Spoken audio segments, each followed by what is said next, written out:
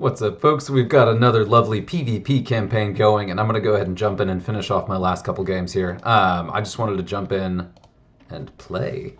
This has been a really fun one. I especially enjoyed a couple of the games I've played because I fought against Call for the first time. I fought against a Call deck, and it was not fun, and I did lose, but it was pretty close. I've mostly been playing my Parasite because he's kind of my favorite warlord to play in these. But playing around a little bit too. You can see me running Morven Vol here. In addition to Call, I have gone up against Guliman. I've gone up against the Lion. I really enjoyed my game against the Lion. I blew it up all over the internet already. But the player, hilariously, the player Helbrecht ran a full, very fluffy Dark Angels deck with the Lion, and I love to see that. That was really good. One downside to PvP is that it doesn't have the adjustable game speed, and until doing this, you really don't... Oh, man, if we have a timeout in my first game. Until doing this, you really don't realize how much of a difference the game speed modifier has made. So it is slow. Much, much, much slower than kind of my normal plays these days. And I'm going to go a little crazy just watching this and waiting for things to happen.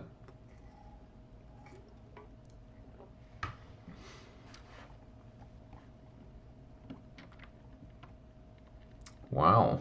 All right. I hope everyone's having a great night. I do enjoy the PvP campaigns. I also think this one is particularly well designed because it's 1 win per reward, which I really think is better than the 2 wins per reward, especially in PvP.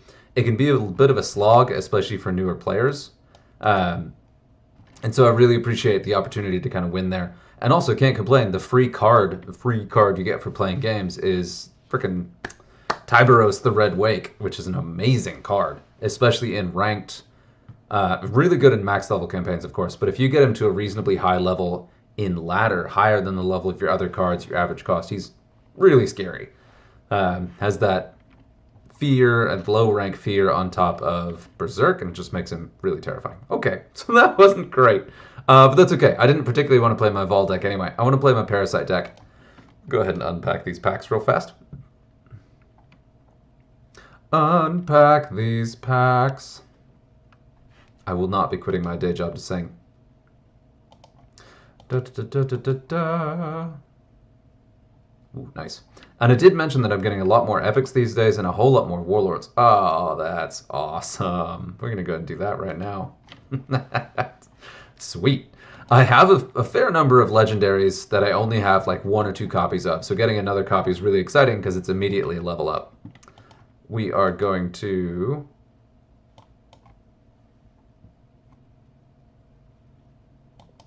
There we go. Getting some lag here. That's somewhat unusual. It's been going really smoothly. That was the first timeout I've had so far. Oh, so we're going to play Parasite and we're going to play a little Etok because I really love seeing him at max level.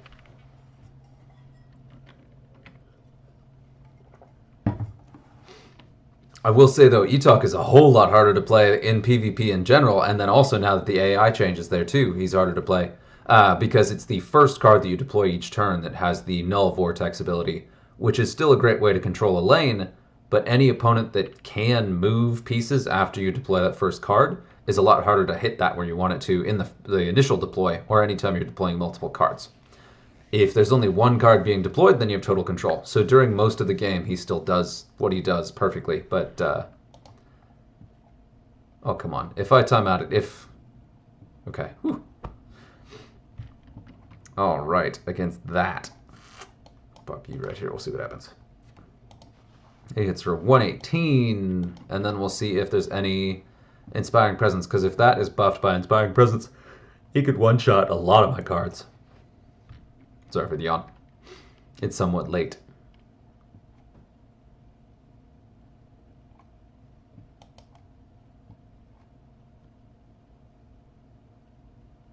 Very strategic play. Very soothing. I should put on some music or something. I'm glad I don't have the combat cards audio on because that'd be much more intense and high stress than the game is so far.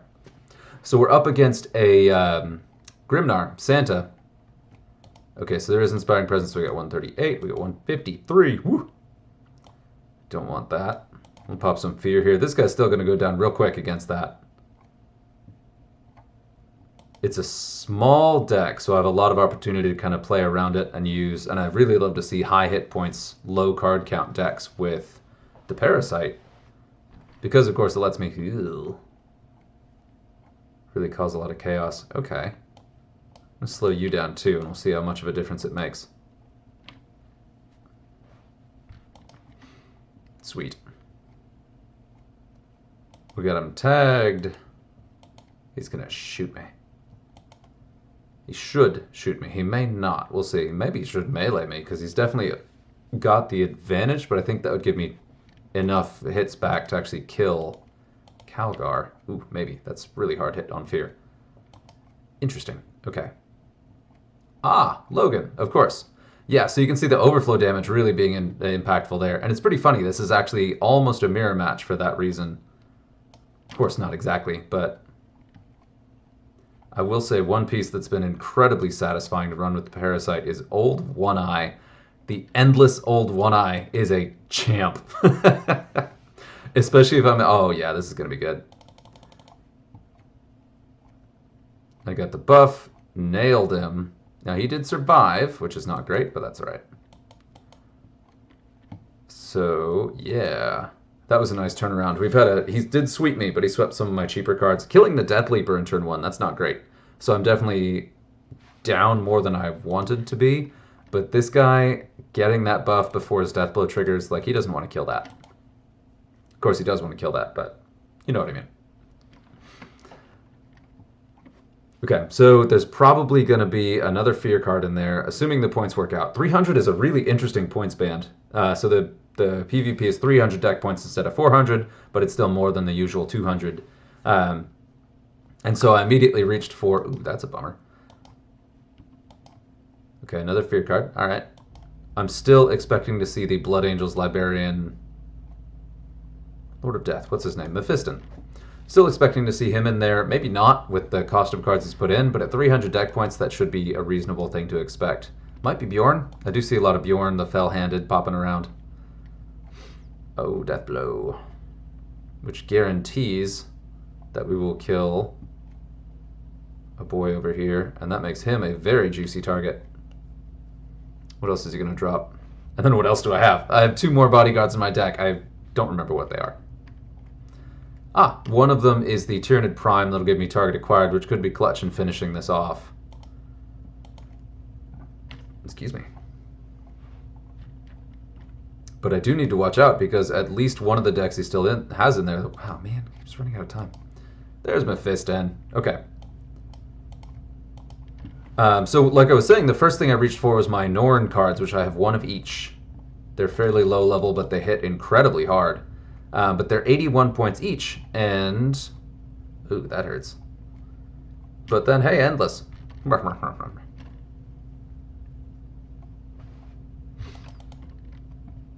So many moving numbers. Okay, here's where we get a bit weird. I gotta see what Logan's attack is gonna be and where I want to put him. Or this guy may time out again and then surrender, which would be a bit of a bummer. But I pretty much have this in hand at this point anyway, so it doesn't... Yeah, okay, great. Weird.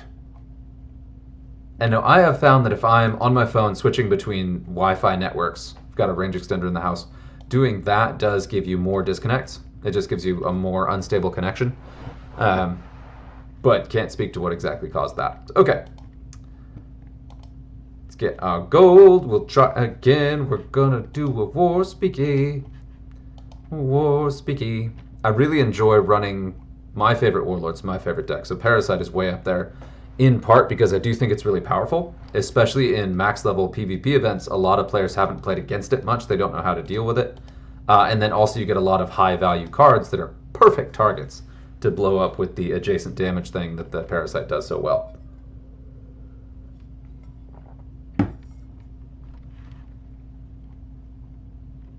Frozen Hell, that's cheery. And Akaran. Akaran has not been terribly effective in this, but he does the trick.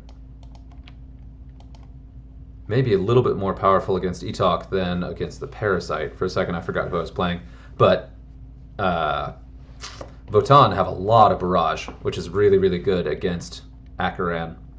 And especially with Barrage and the Null Vortex that I can use to shut down abilities, if there's an Endless card or a Shielded card taunt card, I can remove those and make them less of an issue. And easily finish off injured cards. Especially those Akaran second lives.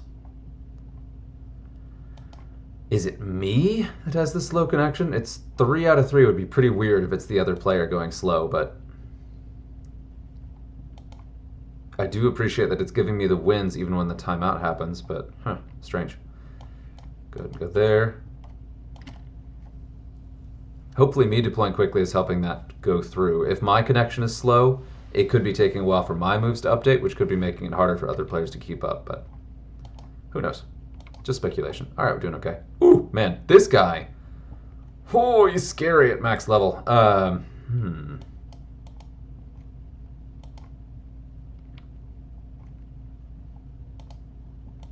One of my most crushing losses against Guilliman, this guy was instrumental in wrecking me. It was like a Guilliman 5-card deck, and really messed me up.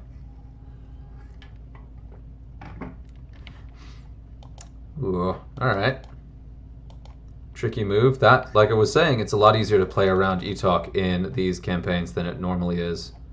Oh, gross. I talked about how Akaran's ability isn't triggering as dramatically, and then right there. But that wasn't too bad. I did do a bunch of damage. This guy does not have shields for 2 more turns, which should give me plenty of time to take him out.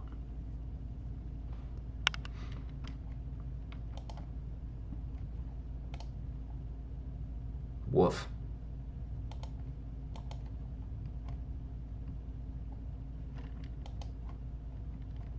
Also unfortunate. That's a thick enough deck. I am not expecting to see too many other cards in that price band, but there's a lot else that would fit with those two, because I've seen 2 expensive cards and 2 cheap cards. So there could be quite a lot of scary stuff in there. Ooh, we don't love that.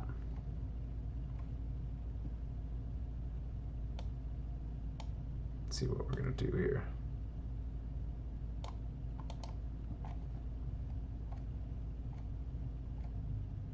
Yeah. I may regret moving my barrage card there. Because I could, well, I wouldn't have killed him, but this following turn I would have killed him.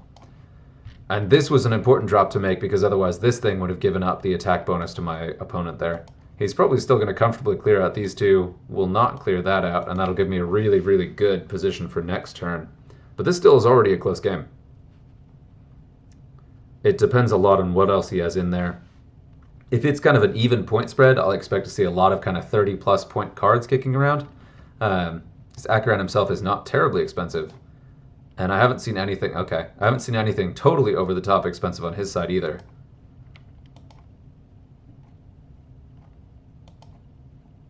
No surprise there, we got a lot of melee. I will be comfortably able to shut down some abilities here. Let's see.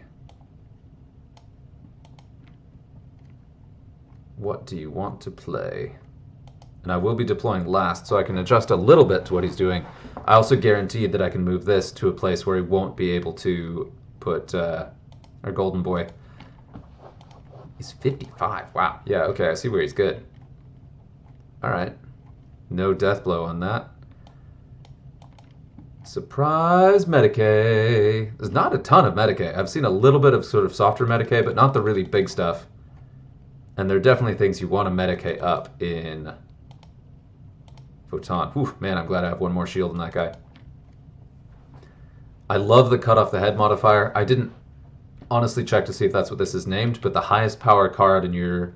If you destroy your opponent's highest cost card on the table, it gives you attack buffs relative to the cost of that card. So I'm pretty sure it's cut off the head.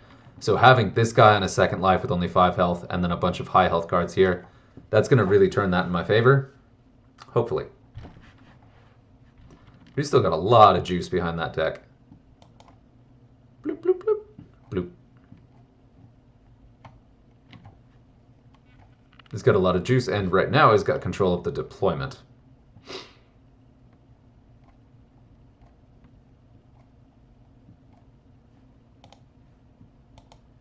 So far, when I've played Votann, I haven't played Etalk at all. Ew, that's not good.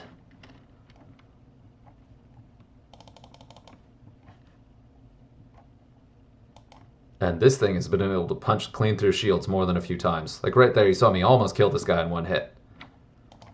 because he's got Big Game Hunter and has a giant range damage buff. But I still need to be very, very careful because the end game is where Acheron really excels. The advantage being if I can deploy against him, I can remove his shields, which will make him easier to take down. But still, this is by no means over.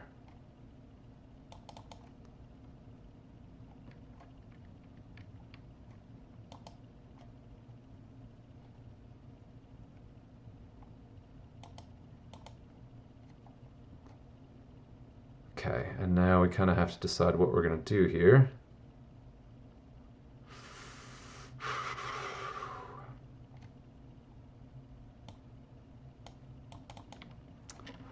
I can get him really weak before, because what's his, 160, okay. So, and he's not shooting me back on this one, so I'm going to hit really hard. Put him in a real bad position. He will not have Death Blow. And I'm in a position to remove these shields. But this guy still has the bonus life and the shield, and is almost certainly going to kill this guy here.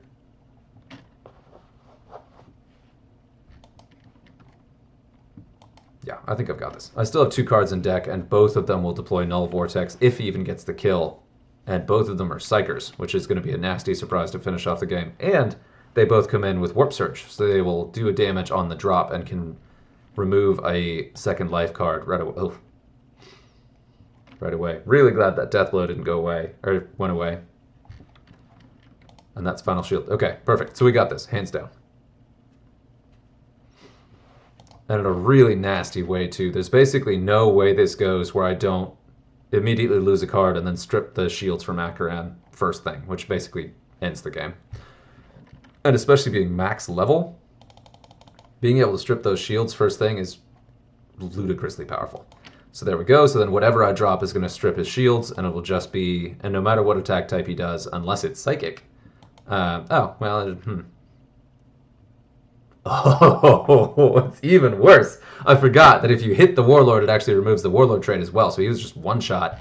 Instead of having to deal with 3 shields and his second life, he just died before I even got a chance to do a thing. So that was, it seemed a little close in the beginning, but ended pretty brutal.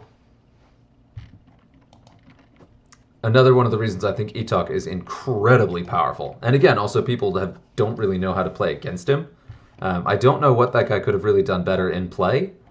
There might have been a couple moves, like just expecting the Null Vortex and moving things that already were nulled to where I was about to deploy would help. But I don't think that would have turned the game. That was a very favorable match. So let's kind of tweak this around a bit. Let's try something else.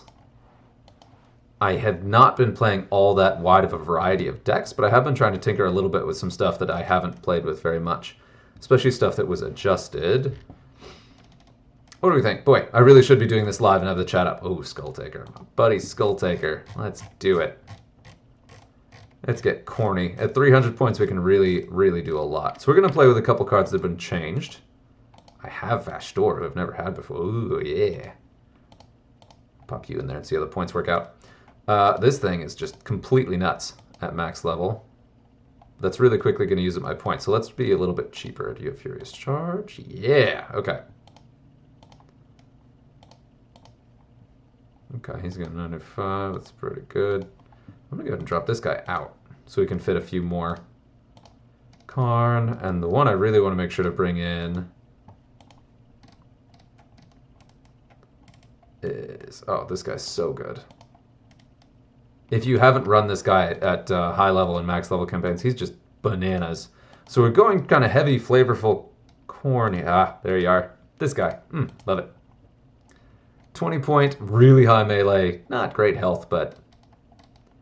Let's see, 10 points. 10 is always a weird band. There aren't a lot of cards right at 10. Ah, we have one. Perfect. Does not look very good, but we'll see. It's nicely spread out. Got a lot of melee hitting power. And most of the more powerful decks I've seen, interestingly, are melee. I've talked before about how I'm pretty sure in PvP, Helbrecht is the Helbrecht with your heaviest hitters is probably the single most powerful Warlord because he snowballs. You start getting any kills on very durable fear cards, and they just, like, the game's over.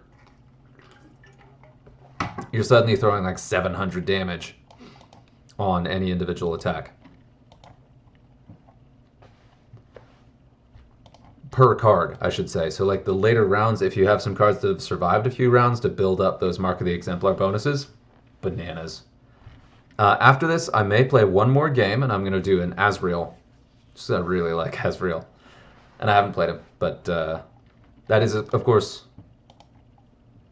Man, that's, the new Demon Prince is a cool-looking model. And I'm glad they did that, because the old one is not.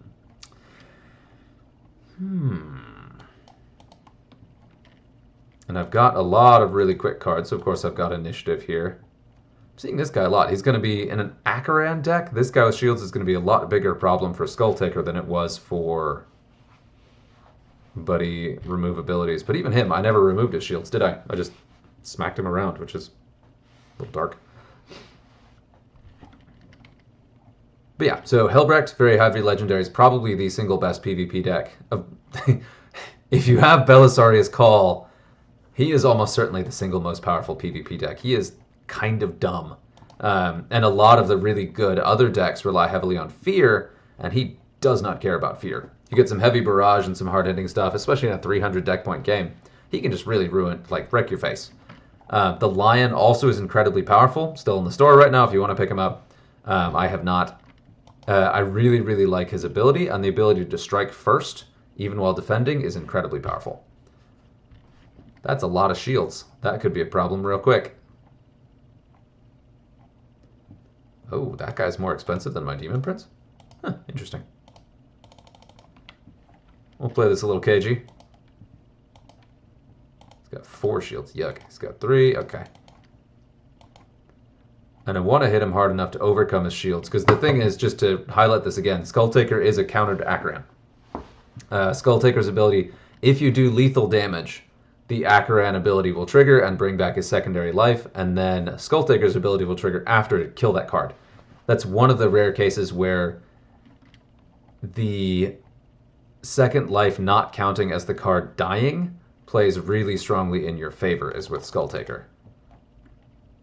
It's kind of a downside for most other warlords, but specifically in that case, this is going to be a problem. Okay, he's got 1 left. He's got okay. I can turn this around, but it's going to be... I'm being very risky here, giving Tor the opportunity to get this guy and get the bonus attacks on all these guys.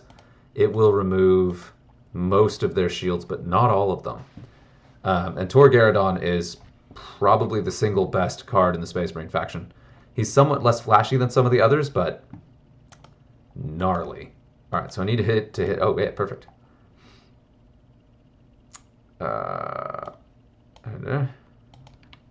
We've got anti-infantry. He's not infantry, is he? He is not. Okay. Which has been interesting to learn about that. Let's do this. And splat. And that should be enough. Yeah, all right, we got this. Cool. Okay. Should be enough to trigger Skulltaker.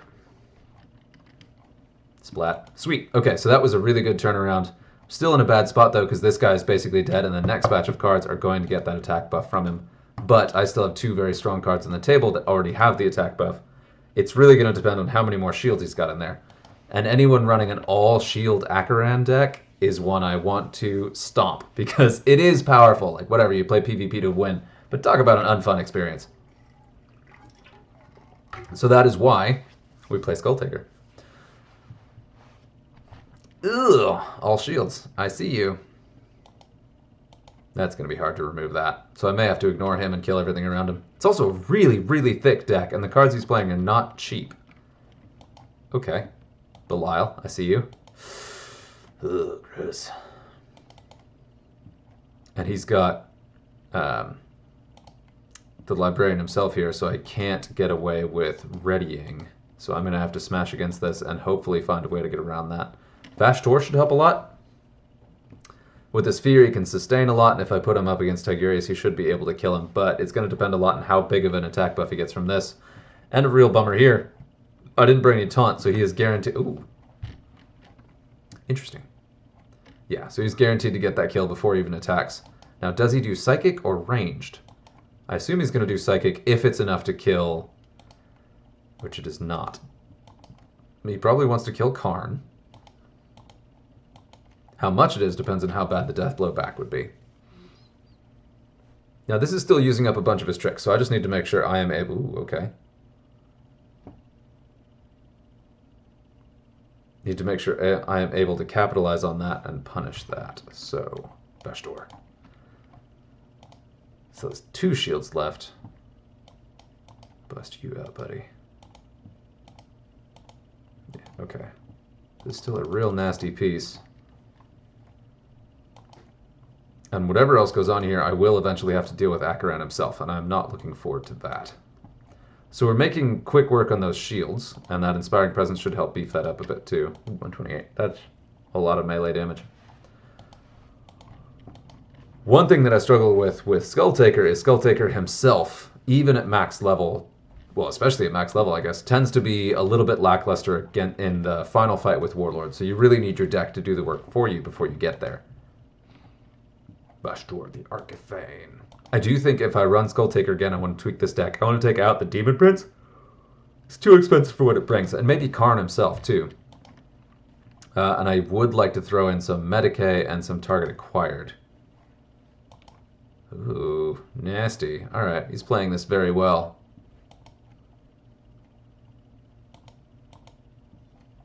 Absolutely possible he's just got me here. But I may still be able to pull this out. Wow, that was a lot of psychic damage.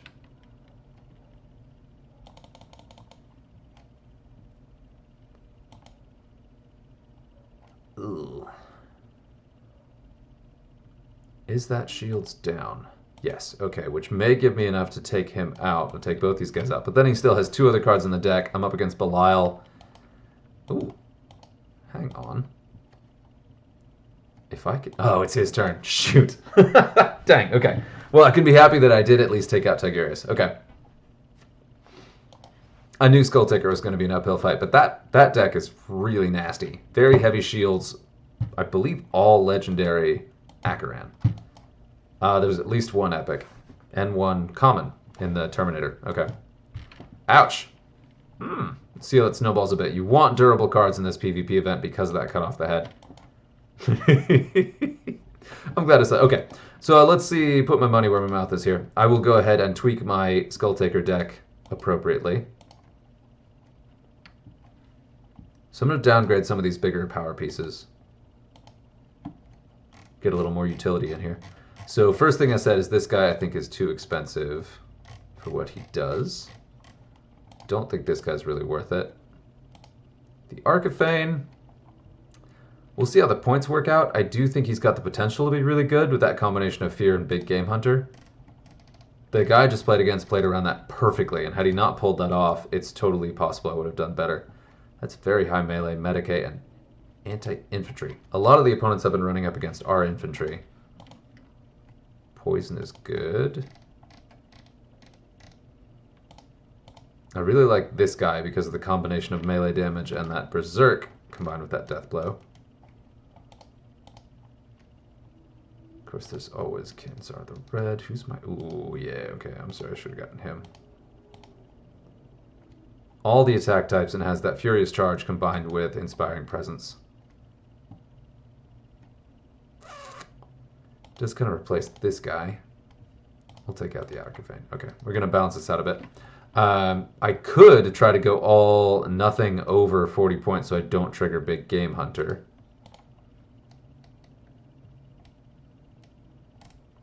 I did say I wanted target acquired and Medicae. Oh, man. Target acquired and outflank and has defensive shooting. What do you got? You're really good, Lord Invocatus. Okay. Karn still leaves something to be desired. I do like the Death Blow, though, especially if I'm able to pull off a couple damage buffs for him. Let's see who I have for another target acquired. Let's actually take you out. Too expensive. Gives me 70 points. Okay, that is a lot to work with. We'll throw in this guy. 39. I do really enjoy this one. He's got a really nice balance of abilities. Nothing really outstanding, but he does have that regen. I do also like that melee ready. Let's see. So again, 39 points. I'm going to throw in a shield. And then we can drop somebody else. I'm going to drop this guy. Then we have 28. We can throw in a taunt. Oh, Lucius. Yeah, there we go. Gives us a bit of extra durability. Now, there's nothing really outstanding here. I do have a couple Furious Charges, so there's 29 again. Let's go do you. You're very good. I do have some fear. Yeah, let's try it. Okay, and I could find a better matchup than I had last game. Who knows? We'll see. And we may see something that is perfectly... that I could have countered perfectly with the last deck that's not going to work on this one.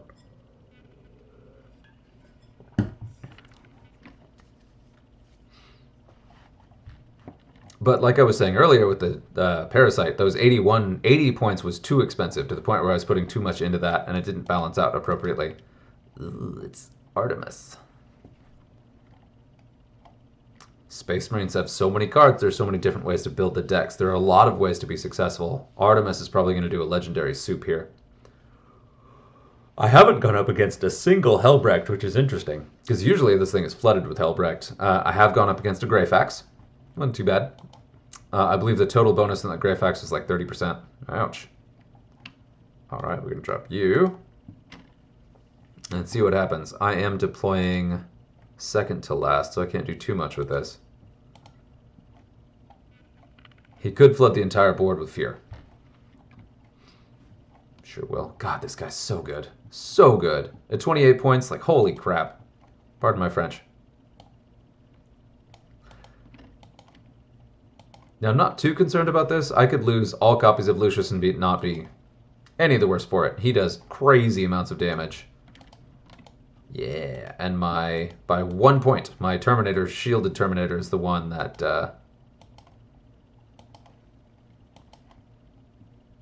is the most expensive. So he will be the one that gives up cut off the head. Hopefully, after long turns of fighting. Probably should be shooting this guy, because I do have a little bit more ranged. So shoot this guy. Good God, his ranged attack is real high.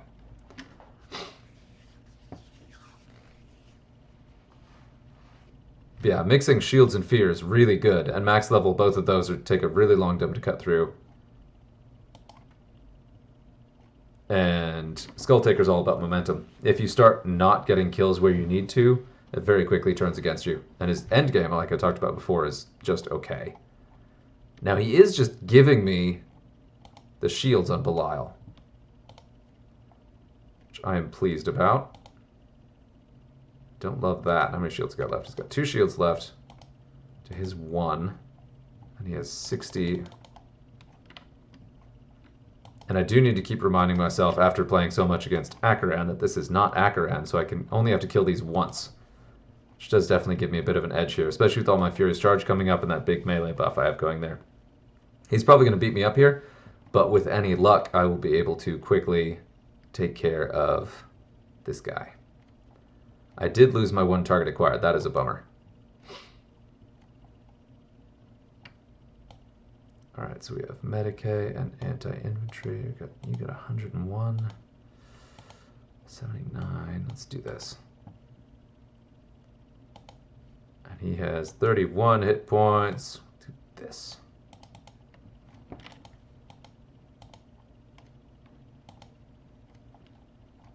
Let's see if I have enough to take out. Oh man, that is a lot of damage. Okay. Is this worth it? Because this will cost me half of my cards. And I'm not going to lose them this turn, so we'll go ahead and do this. Because he's not redeploying anything. If I'd cleared a lane and was able to hit one of these guys from the side, I would 100% have done it, even if it wasn't enough to kill him. But it's safe to do this move this turn. And I may benefit more from it. So what I'm hoping for is that I definitely can't kill Astorath. But I can hit him hard. And I insulated this, right? It's with the cut off the head, it's really important to rotate out when you play your most expensive card. So when this guy was close to dying, I played a card that's a little bit more expensive. And then hopefully I can do that again in the next turn and play one of my more expensive cards. I don't have a bunch that are more expensive than that, though, so my options are limited. 160, he does not have... Ooh, now he does. That's bad. I'm not trading very effectively here. is before that Furious Charge, he didn't have enough to kill my Lord Invocatus, and that would have been a big deal. You go there, take that out. You go here. You go here. You still have 5 cards in the deck. Man, I am hosed. And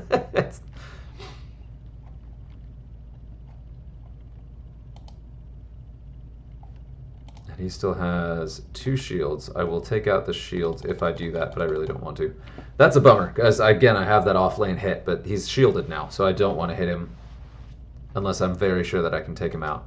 Because I want to be really careful with these last couple cards. And I probably lost this one too, so I'll have to switch off Skull Taker after this one. As much as I love Skull Taker, I also want to get that final win, so. And not final. They've set this campaign up so you can play as many times as you want. You just get 1 gold after the final reward. So there is a reward. I do wish it was like 10 gold or something to give you an actual reason to do it, but whatever. Here's the thing though. If I am able to bring down Asterath, which is totally possible, that will put him in a really tough spot where I have some momentum and could potentially steamroll the end of the game. Probably not.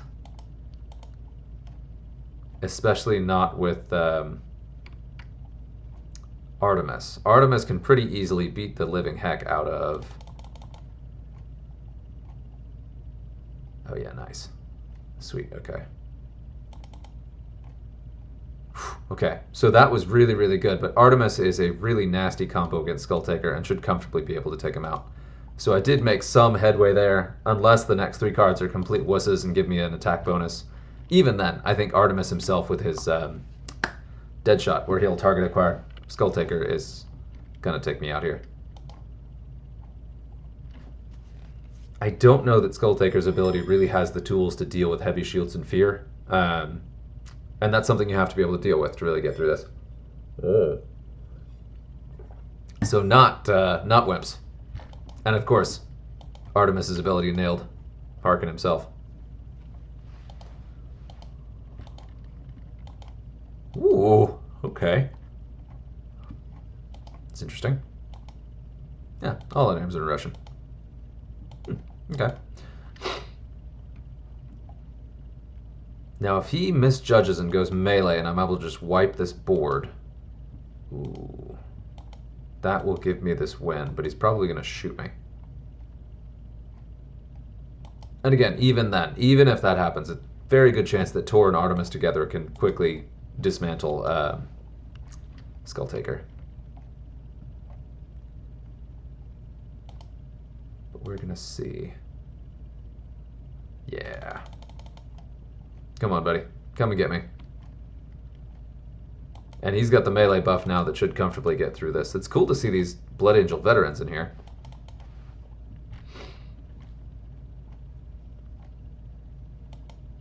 Yuck. Yeah, ready fight. Alright, and he's just waiting till he has overwhelming mass in the shooting.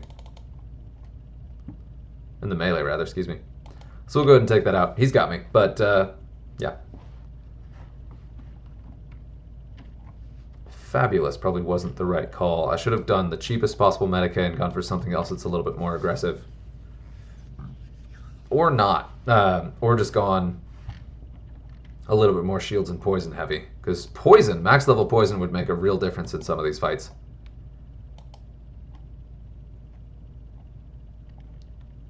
Perfect.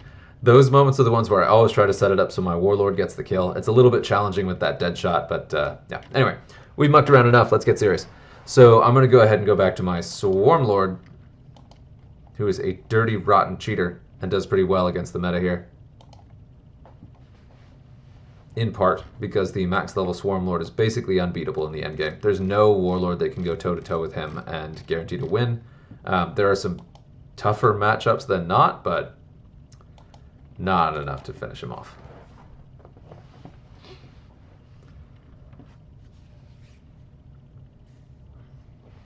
It is funny. I do think the game is fairly well balanced, that the meta's in a nice space, but there are definitely some Warlords who stand out. One thing that I was really heavily reminded of today is how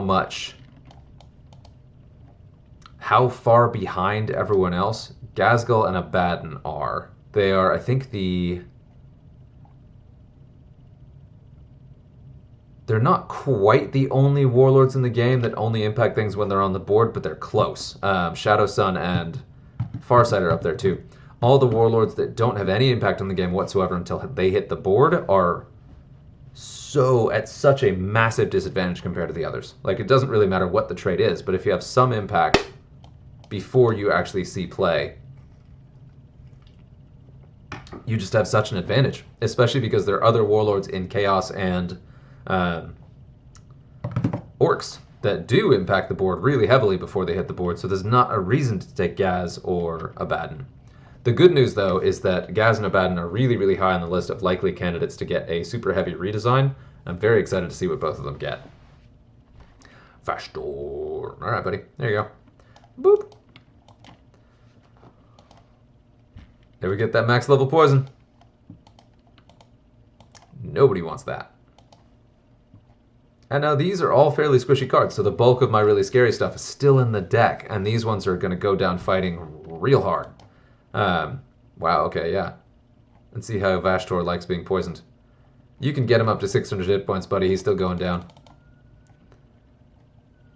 And the big thing about this is you have the Swarmlord's ability being very heavily defensive, and then just all the Psychers do just a bunch of damage and have really good utility pieces where they'll strip shields, they'll take out injured cards, they will just weaken everything on the board. And I've got the 2 Psionic Blast cards in here.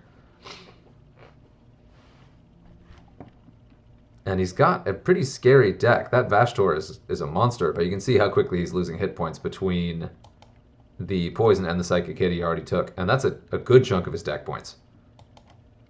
And this is not a good chunk of mine. We're looking at less than, what, 60? Yeah. Maybe 70. And I will be able to promptly take that down. And this guy does so much damage. Wow. I mean, he doesn't even have to be max level, but if you run an all-psyker deck, this guy's dropping 200 damage per turn. It's very difficult to take that. And that's being done in a flank because he doesn't want Vashtor to take that. I have very few cards in this deck that are over 40 points too, so it's not terribly vulnerable to Big Game Hunter. He is probably going to melee, which will be unfortunate. Because that's my last poison, so I don't have a great way to deal with him.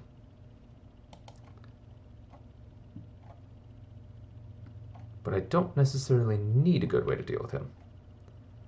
I just need to pull out Huron. Oh, there we go. That'll work.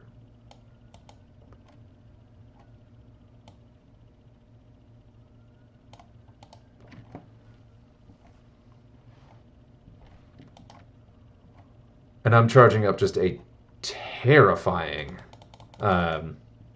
haymaker of a punch that when the Swarmlord hits the board, he's going to punch directly through fear and shields and just kill anything in front of him, which hopefully is Huron, which there's a very good chance it will be with the number of cards we both have in each deck, but we'll see.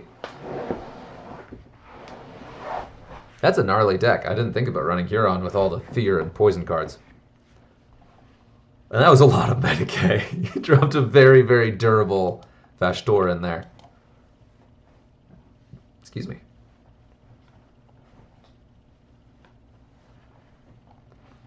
That's been a fun glitch. I don't think that... Ooh, he is running heavy psychic. Okay. I can't say I necessarily expected that. So he could shoot here. I have no range whatsoever. He only has Vashtor, but he may be considering psychic, which is probably a good play. Yeah. Because that will kill one of mine without costing him any. All right, let's see here.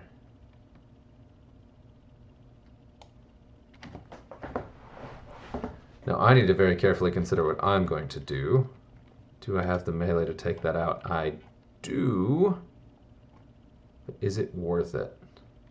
Yeah, probably.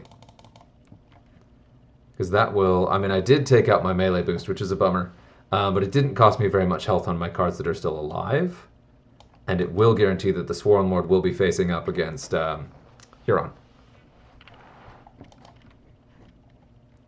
Still, I will say, Vashtor's still alive. I'm hitting him hard, but still there. What I could have done earlier is I could have, and if I lose this, this will be one of the ways that I could reapproach this later, because it still is kind of up in the air. One thing that I could have done is hit Vashtor with that target acquired instead of the Great Unclean One. It would have meant dealing a whole bunch of damage to the guy I'd already hurt.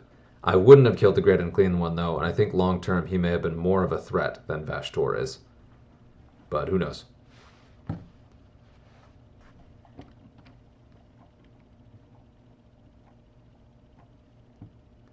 And here. This guy is going to deal a lot of damage at max level with 2 other Psychers on the board. But will it be enough? It will be a lot.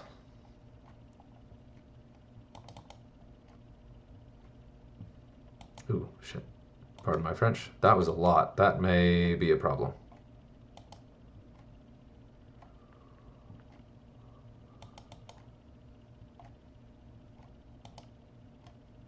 So if he does melee, he's fairly comfortably going to kill this, which will give Vashtor a psychic attack, which I don't love. Definitely kill this, and will also give that turkey significantly more psychic damage. That said, I'm fairly certain that if he does that, mine will then clean up this comfortably. And Vashtor will probably go down next turn or so. Alright, so I got my Inspiring Presence, my max level shields, my 400 hit points. Bring it on, buddy. Okay. Yeah, comfortably. We got this. So I lost 2 shields, but I still have 2 shields, so he will not be hurting me this turn unless Vashtor hits me real hard. But yeah, this thing remains probably the single most powerful card in the Tyranid faction. This thing is bananas. It's obviously better in a Psyker deck, and not particularly good in a ranged deck, but still, the combination of shield, Psionic Blast, has a good melee attack, and a really good primary psychic attack. It is super good. Yeah, there's literally no attack type you can do that won't get these killed, because this guy's... Yeah, because I mean, it's the start of my turn. If I'm not dead, this one will just kill both of those. Bye! Okay. So there we go. Now this video has gotten fairly long. I'll go ahead and call it here now that I have my Tor Garradon copy. Hopefully this was fun. Yeah, I enjoy synced PvP quite a bit. It's a really fun way to experience the game. It is it is slow and it's a bit of a slog, but you know, hopefully enough people enjoy it. And again, I am very pleased that it is 1 win per reward, because in the back and forth you're doing where you're not winning all that often in a row, that really helps. Against AI, it's a lot more expected to be like, I'm going to win 8 games in a row. But against sync PvP matches, it's much tougher. So anyway, that was it. Appreciate the time. Till next time.